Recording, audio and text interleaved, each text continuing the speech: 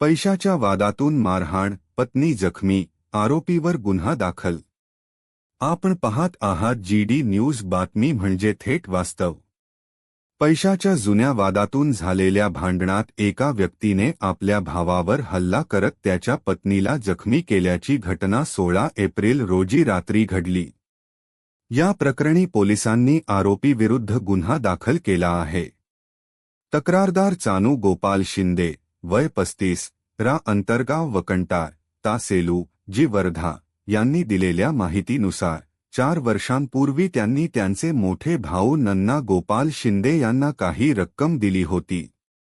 मात्र वारंवार मागणी करूनही पैसे परत मिळाले नाहीत।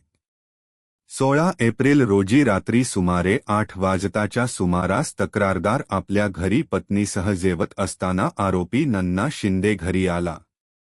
पैशांवरून वाद वाढला आणि आरोपीने तक्रारदाराला शिवीगाळ करत मारहाण सुरू केली।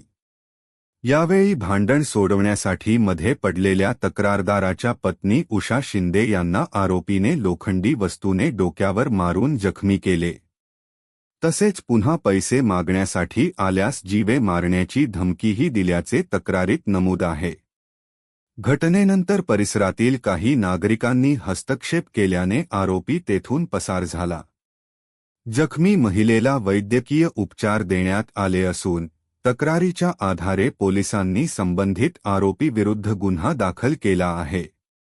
पोलीस पुढील तपास करत आहेत। आपण पाहत आहात GD न्यूज, बातमी म्हणजे थेट वास्तव।